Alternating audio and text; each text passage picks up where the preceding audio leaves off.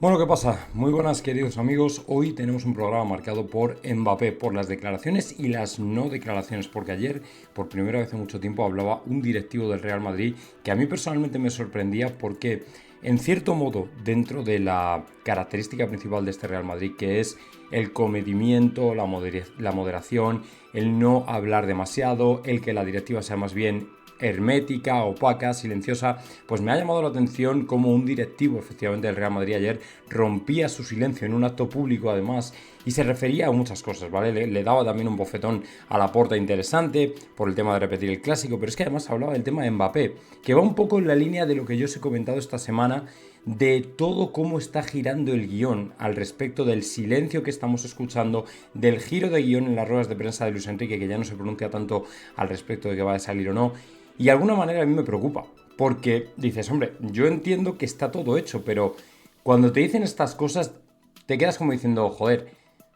¿podría realmente a lo mejor echarse para atrás? ¿Podría haber algún problema? ¿Podría chafarse en el último momento? Porque además el que Laifi también estuvo ayer en Madrid, dices tú, pero este tío, ¿qué hace aquí? En Madrid, en fin, un montón de cosas de las que vamos a hablar. Pero antes de ello también quiero traeros una noticia que es más que noticia, es noticia y opinión.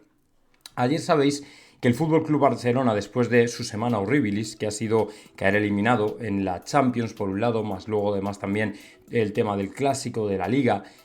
sabéis que tenía un montón de controversia con sus jugadores, sabéis que venían de estar divididos y están de hecho divididos en el vestuario por más que no quieran reconocerlo y sobre todo porque Araujo fue el protagonista de muchas de estas noticias, ese error en Champions que le costó la expulsión y posterior derrota y eliminación de su equipo, más luego el tema con Gundogan y encima ahora por verse como protagonista del mercado de salidas, porque efectivamente en el Sport ya lo están comentando, pero a lo que afecta al Real Madrid sabéis que Araujo ha sido siempre un jugador del gusto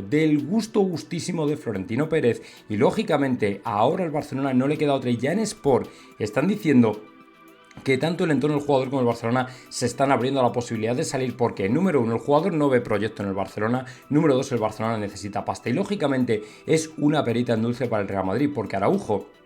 y ya no quiero adelantar nada porque quiero luego extenderme un poquito más, es un jugador que encaja perfectamente y ya vais a ver por qué, ¿vale? Pero bueno, voy a empezar con otras noticias. Primero, vamos en orden de menor a mayor, de menor importancia a mayor importancia, porque ayer también se descubría, comentaban, era una noticia de relevo, que supongo que lo habrá sacado lógicamente del interior del Real Madrid, que es que uno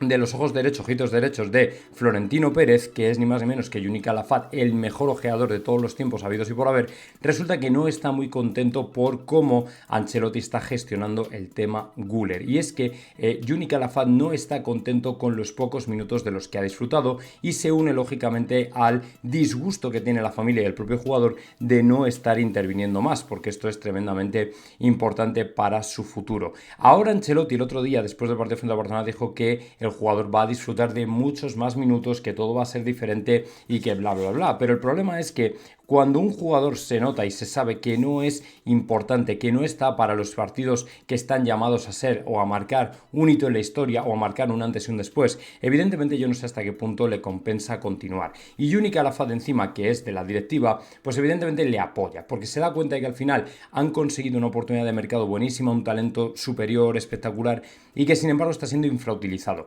Arda Güler está un poco en la situación en la que estaba Camavinga cuando llegó, en la que estaba Tchouaméni cuando llegó. A Ancelotti le cuesta dar mucho el paso con la gente joven, incluso le costó con Vinicius. Recordad que puso a Hazard como titular precisamente en la temporada que Vinicius explotó. Que en un principio era el belga el que iba a estar como titular y de no ser por el mal partido que hizo, pero sobre todo por el buen partido revulsivo que hizo Vinicius frente al Betis, que no se me olvidará, si no llega a ser por eso, Vinicius está todavía en el banquillo. O sea, ya os lo digo yo, porque a Ancelotti le cuesta dar mucho este paso. Entonces, lógicamente, con Arda Güler le está pasando exactamente igual. Y a partir de aquí dices tú, ¿y qué va a pasar en el futuro? Chico, no lo sé, pero es que yo estoy convencido de que al final el jugador se va a tener que convencer de salir del Real Madrid porque no es el sitio ahora mismo donde él sienta o entienda que puede lucir, que puede deslumbrar, que puede prácticamente nada, ¿me entendéis? Entonces, bueno, vamos a esperar un poquito para ver qué pasa, pero yo estoy convencido de que al final Arda Güler pues tendrá una salida del Real Madrid más o menos tranquila, seguramente en una cesión, algún equipo grande, tipo Alemania o lo que sea, pero no creo que se quede, no primero ni en España ni en el Real Madrid. Luego, importante también, una noticia que ayer me desconcertó completamente porque esto sí que no me lo esperaba en absoluto, pero al venir de Marca me tengo que hacer eco de ella porque es una mala noticia al respecto de Militao. Y es que en Marca están afirmando ni más ni menos que Militao podría no estar siquiera de inicio frente al Bayern de Múnich, lo cual ha llamado mucho la atención porque todo el mundo estaba prácticamente convencido de que el brasileño sí que iba a estar con los alemanes y además ya por fin para empezar a coger ritmo, dinámica competitiva y en definitiva ser parte de esa muralla defensiva que tiene que formar junto a Rüdiger. Pero sí es verdad que si al final le están haciendo pruebas no termina de convencer, el jugador ya no estuvo con el City, no estuvo con el Barça, es porque seguramente de todas las pruebas que le están haciendo no terminan de cuadrarle a Ancelotti como para que esté de titular. Y estamos hablando ya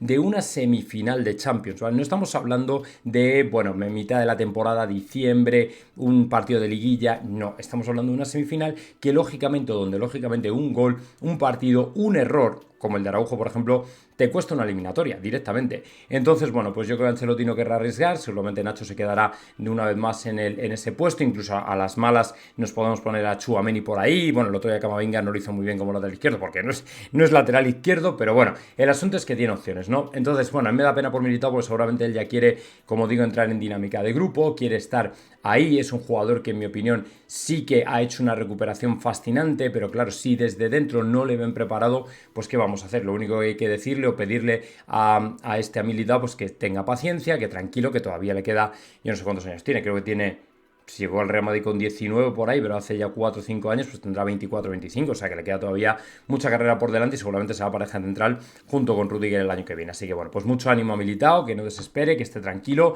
y que ya verá cómo va a tener un montón de oportunidades en el Real Madrid, que lógicamente tiene edad para ello. Y ahora sí vamos ya con el tema de Araujo, donde me quiero explayar un poquito más. Como os he comentado antes, Araujo es un jugador que ha sido protagonista en los últimos 15 días en el FC Barcelona y por nada absolutamente bueno, más bien diría por todo lo contrario. O sea, todo lo malo que os podéis imaginar en un jugador pues se ha centrado en la figura de Araujo. Y como veis aquí, el diario Sport ya lo está recogiendo en portada en sus artículos. Araujo puede pagar los platos rotos, el Barça dispuesto a explorar su venta. Pero es que además, unas horas antes habían sacado otro artículo en el que decían literalmente que el entorno de Araujo estaba valorando ya la posibilidad de que el jugador efectivamente se marchara o que viera una venta, porque como ha recordado 5.700 millones de veces Tomás González Martín en nuestros directos, el Barça tiene que vender y no le queda otra, y lógicamente los únicos jugadores por los que puede sacar un dinero que obviamente le puede solucionar algo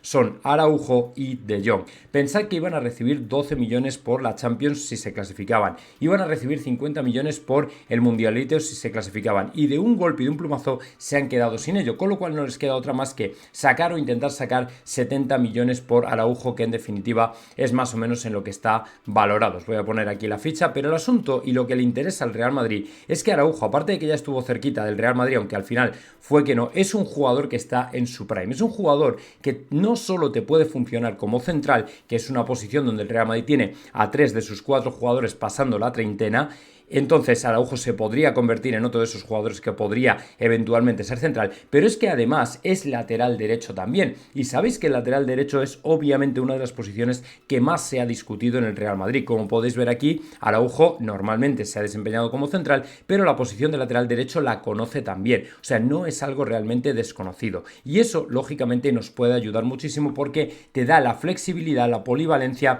y la opción de utilizar al jugador en indistintas posiciones entre el central y lógicamente el lateral derecho. Así que bueno, yo creo que es una oportunidad de mercado buenísima. Lógicamente son o serían 70 millones, haría hablarlo con el Barcelona, con el que en general, salvo el clásico o aparte del clásico, yo creo que hay buena relación, o sea, realmente no están ahora mismo a palos el Real Madrid y el FC Barcelona, con lo cual yo creo que podrían hablar por el jugador sobre el jugador, y obviamente si al jugador le interesa y le cuadra, pues evidentemente es que es una muy buena oportunidad. O sea que para mí Araujo, si no entra ahora mismo dentro de las posibilidades que tiene el Real Madrid de fichar un lateral derecho o un central, sinceramente, disculpad, yo creo que sería una oportunidad perdida, porque en definitiva es un jugador que puede estar perfectamente en el Real Madrid, que además yo estoy seguro de que a él le encantaría un proyecto como el Real Madrid, que luego la afición, como lo pagara o no lo pagara, pero Araujo tampoco ha entroncado tanto con la afición del Barça, a ver, que le quieren y les gusta y todo eso, pero no es, digamos, un símbolo como lo era Figo, como lo era, yo que sé, yo creo que es un jugador que sí que eventualmente le podría cuadrar, al Madrid le cuadraría perfectamente, y ojalá que así sea. A mí me encantaría que viniera Araujo, porque creo que, como digo, es que el Madrid tiene entre el lateral derecho, Carvajal y Lucas, más de 30 años, Nacho, Rüdiger, Alaba, más de 30 años, te quedas con Militao, veintitantos, te traes a Lenny Lloro, 16 o 17 años y tienes a Araujo y tienes a 25 y tienes una defensa completamente renovada. O sea, es que yo creo que es un win-win para todo el mundo. Pero bueno, veremos a ver.